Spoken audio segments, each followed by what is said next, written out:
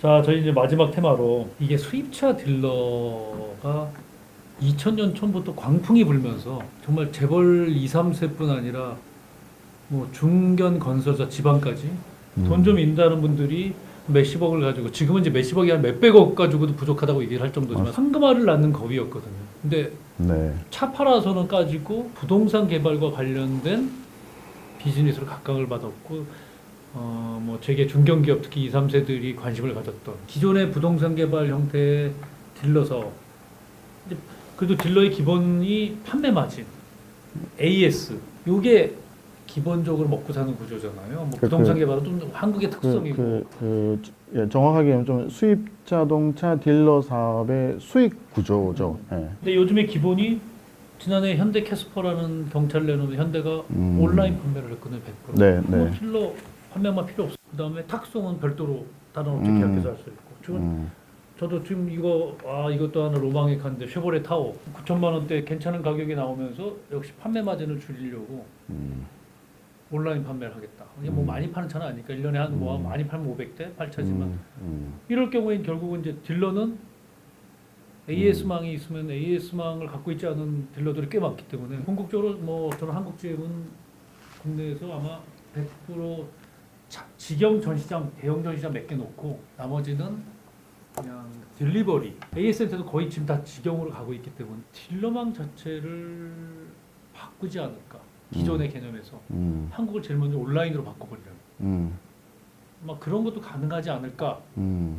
이미 대형 전시장들을 지금 하고 있거든요. 그런 식으로. 네. 수입차도 온라인 판매만 하는 경우들이 생기고 있고, 딜러 사업이 기존처럼 각광을 받을 수 있을까? 제가 뭐 임포터 쪽에도 있었고 딜러 사이에도 있으면서 봤던 느낌 중에 하나가 자동차 사업의 메리트가 이 사업보다도 훨씬 더 뭐 수익성이란 이런 부분이 좋은 사업도 있지만은 아무래도 자동차 사업은 재밌어요. 뭐 전시장도 있고 내가 뭐 차도 이렇게 새로 매번 이렇게 모델 때 나올 때마다 신차를 보는 즐거움, 또 이렇게 또 시승을 하면서 손님들하고 하는, 물론 중간에 또 힘든 부분도 여러 가지 있지만, 그래서 그런 측면으로 따졌을 때는 과거에 비해서 아무래도 수익성이나 이런 부분들이 약간은 변함이 있겠죠. 특히나 이제는 작년에 거의 30만 대 육박하는 한국 수입차 시장이 거의 머추어 내지는 성숙됐다라는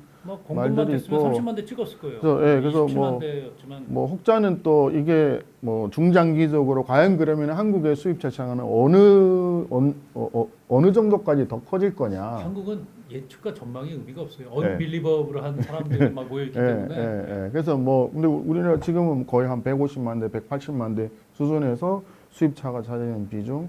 일본만 해도 제가 아는 그 일본 수입차 협회 자료를 보니까 작년이 벌써 우리가 거의 일본을 공식적으로 넘었더라고요. 일본이 36만 대 찍고 40만 대 간다 그러다가 지금 20만 대대로 지금 28만 대, 7만 대. 20만 대대로 들어왔는데. 그러니까 한국도 이제 과거처럼 이래 수익성이 이렇게 않지만은 물론 뭐 메인은 부동산 쪽에서 나올 수 있는 수익성이 클 수가 있다고 저는 봐요. 근데 그게 다른 비유를 하자면 우리가 뭐 무역이라든지 비즈니스 할 때 제품을 팔아서 할 수 있는 마진이나 프로핏이 있지만 이게 환율로 또 이 생기는 그 엣징이나 여러 가지 부분에 대해서 수익성도 무시를 못하고, 근데 비즈니스 계속 하다 보면은 이게 경기나 또는 환율 구조에 따라서 어쩔 때는 물건을 팔아서는 돈이 안 남는데 환율로 우리가 가만히 앉아서 수익을 이렇게 남길 때도 있어요.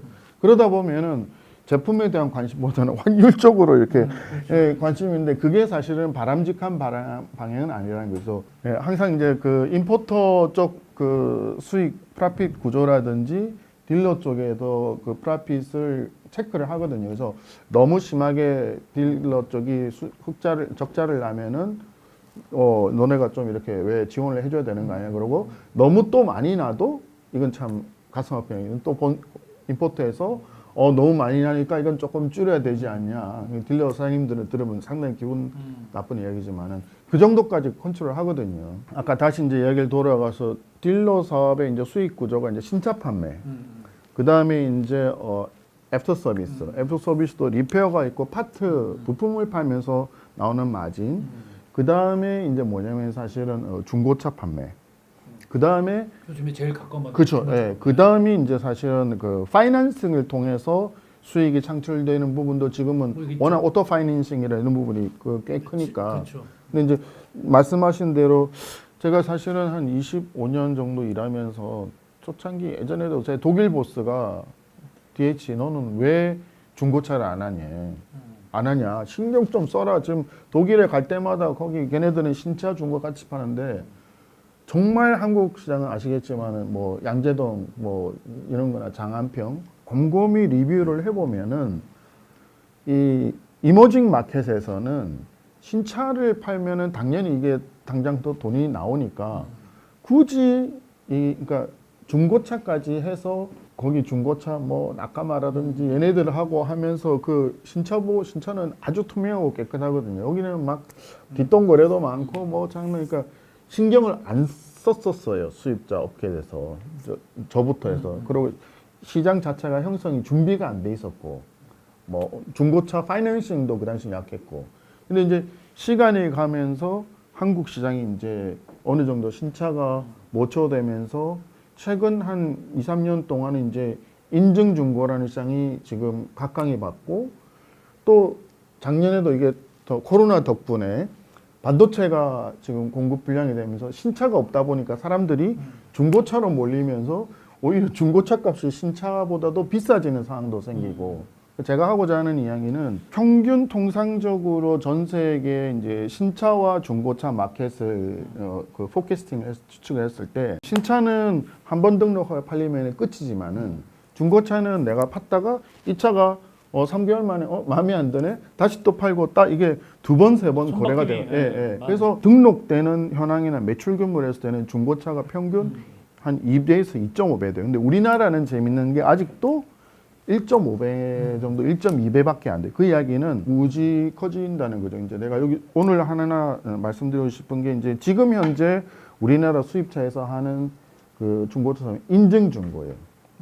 근데 인증 중고는 기존에 이제 저 바깥에 이제 뭐 낙가마 이런 말을 써도 될지 모르겠지만 하여튼 거기에 대해서 내가 BMW 딜러면은 BMW 차만 인증 중고를 해주는 거예요.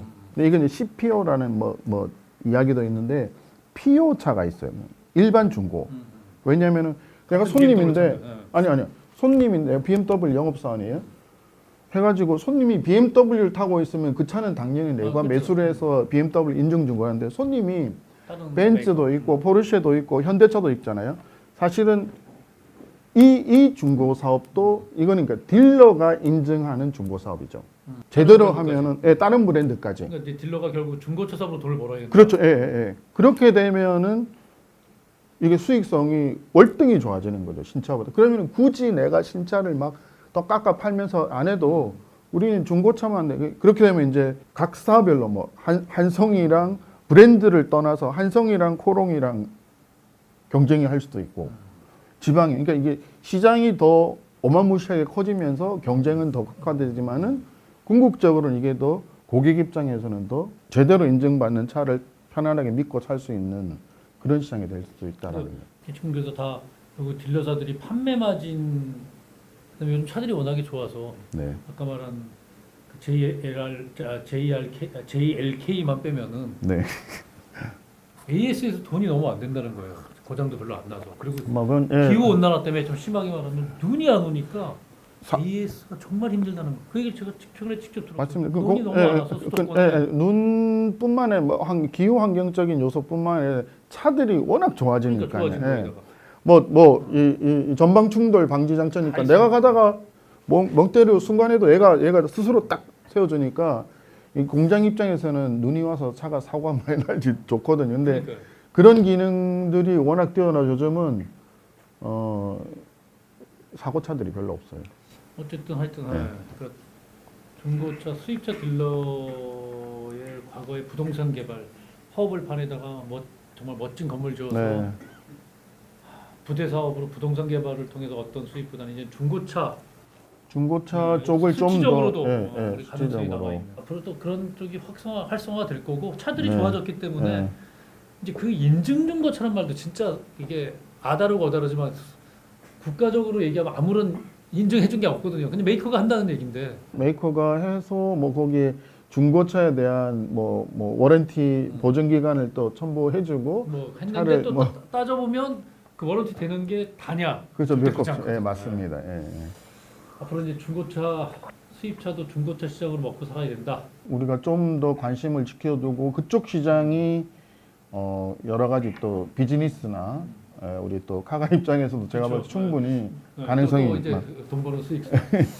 아, 이 저희 유튜브 보고 계시는 수입자들로는 예. 중고차 파실 때 리뷰 카가에서 도맡아 해드릴 수 있으니까 언제든지 연락해 주시기 바라면서 다음번에 모실 때는 숨겨진 비사 얘기 POC 뭐 얘기 막 나오고 이러면서 제일 재밌는 비사 얘기를 이거는 비공개 방으로 한번 저희가 전화를 해봐야 되지 않을까. 가면 쓰고 나와야 되는 거죠. 뭐 음성 변조하고 오징어 가면 죽을 때까지.